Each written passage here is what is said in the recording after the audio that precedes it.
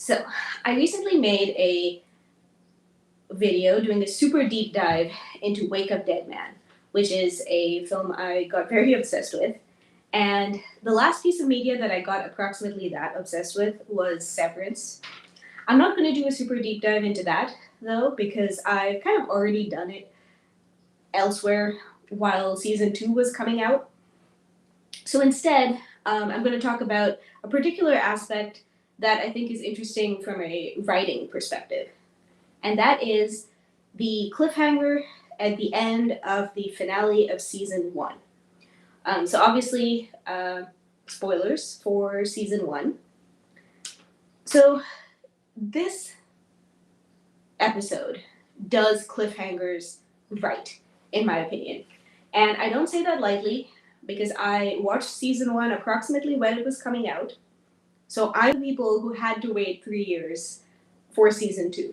And if I say that I liked that cliffhanger, I think that's saying something. So I remember my reaction to that cliffhanger. It kind of made me go like it startled me, and I laughed and I yelled at the screen, and I was like a little annoyed. I felt kind of like I'd been poked, but I also felt like, oh, those scamps, they got me good, you know.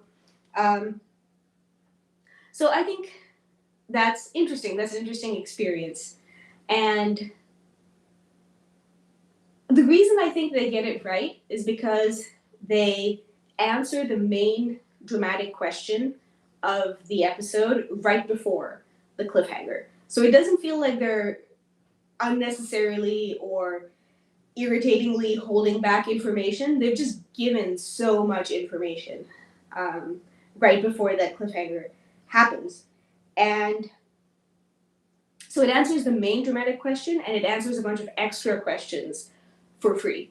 And so they've built up a lot of goodwill, and they've also kind of given me confidence that these writers do give you information. When they answer questions, they do a good job.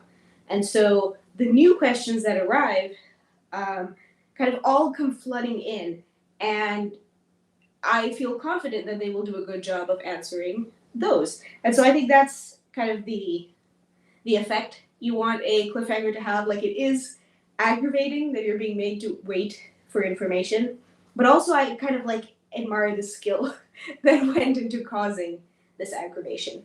And of course, not everyone who reacts this way. I know some people just don't like cliffhangers in general, or felt like especially bothered by this one, and you know that is going to be the case. Like, your mileage may vary. So what are these questions that they answered right before the cliffhanger? So the first words of this series are, "Who are you?" directed at Helly. And so this was pointed out to me by somebody on Reddit that, like, that is one of the main dramatic questions of the episode. Like, who is Helly? Like, who is she as a person, but also who is her outie, right? So they tell us that. And then we're wondering, will Mark succeed at various things? You know, will he succeed at informing Devin about conditions in Lumen? Will he succeed at evading detection by Cobell? The answer is no, but at least we know now, right? Will he succeed in making the connection between Gemma's photo and Ms. Casey? Will he succeed in informing Devin about it? So that's a bonus question. We weren't even thinking about that at the start of this episode, but now we really want to know because it flows so well from the questions we were already asking. And then, will he find Eleanor, the baby? That's also a bonus question. We had no idea she was even going to be hard to find at this point. And then we're wondering, will Helly succeed at informing the public about conditions at Lumen? Will she succeed in evading Cobell? And again, the answer to that is no, but we know the answer. That question is resolved. And then we're wondering, will Irving succeed in finding his love interest and reuniting with him? And the answer is, yes, he will find him. No, he won't be able to reunite. And we find out a whole bunch of bonus information about Irving and his outie as well. that, we're kind of like chewing on. And then we're wondering, will Dylan evade capture and consequences from Milchick? And so we know the answer to that as well. And so they've answered so many questions. And it's noteworthy that we are interested in knowing so many different things because to me it seems like one of the big goals of writing is to get the viewer or reader interested in knowing information. Because you're going to give them information, but why do they even want to know it? Just hinting that there is information that the reader doesn't have is not interesting, right? If you just say, there's a closed door, you don't know what's behind it, well, why do I want to know what's behind it? I walk past closed doors every day and I don't go, ooh, I wonder what's behind that door. So you need to also tell me that there's something interesting about what's behind the door. And I feel like that's the big skill. That's what I've been working on as a writer. I'm mentioning I'm a writer. I wrote that book, Fire's Ally, super subtle product placement. You can check it out if you want to. It is a cozy adjacent fantasy novel with climate fiction themes. Okay, enough about that. So it's noteworthy that we are interested to know so many different things. So it's a very richly layered plot. It's very intricate. We're very invested in the characters, and so we want to know whether they will succeed at the things they're trying to do. And our main question at the start of this episode was, will these characters succeed at this daring plan that they've put together? And that has many sub-questions, right? Like, so all these different things that they could succeed at. But also, this is kind of unimaginable if you think back to the first episode of the series. Because we had no indication that any of these characters would ever rebel in any way, that they would ever consider going outside.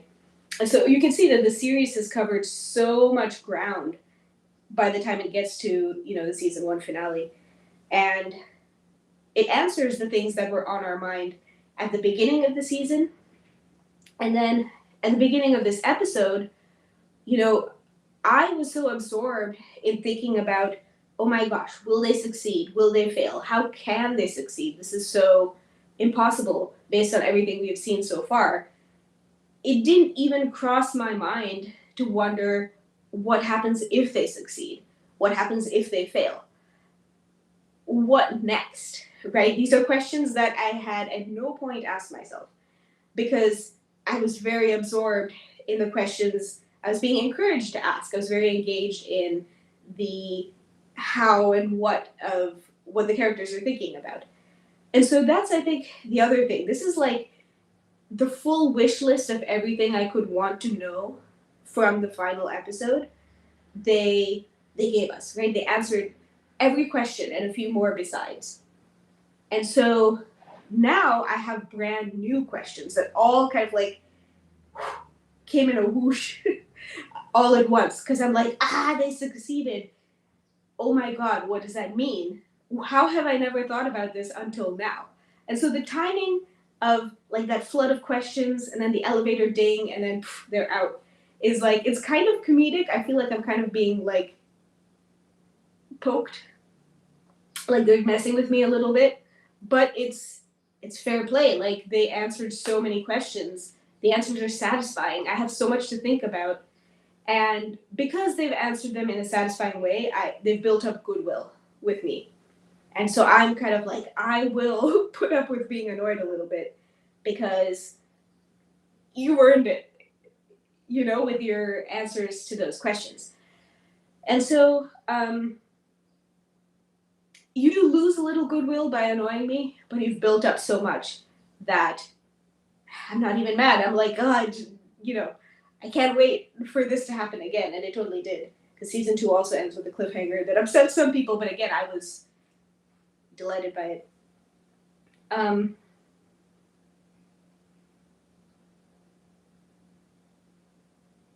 So I think that's one of the pieces of writing advice I've received, which is, don't withhold information in a way that feels artificial, that kind of shows your hand, like I, the narrator or the storyteller, am withholding information from you. Because you don't want to be present in the reader's mind, going, oh, okay, you're just not telling me that because you want to build up tension. It's kind of like the information is being surfaced at a reasonable rate. It makes sense in the story why we're finding this out now. And also, they're being really generous with information because it's like it's just coming in at a rapid clip. And the pacing in that last sequence, when everybody's on the OTC, is so like tense. But so much information is coming out. And then the cliffhanger is, what will this mean? And so the example for writing that I received from somewhere, I'm not sure, I think this advice is everywhere, was that, don't have your chapter ending cliffhanger be, and then there was a knock on the door, and our protagonist opened the door, and you won't believe who was on the other side, and then they don't tell you. Because that's annoying. It's like, just tell me who's on the other side. So the correct way to do it, apparently, is to say, and the person on the other side was so and so, and that's something surprising and interesting, and then you cut. Because now you're thinking, ooh, implications, things I never thought about before. And I have new questions and I want to know the answer.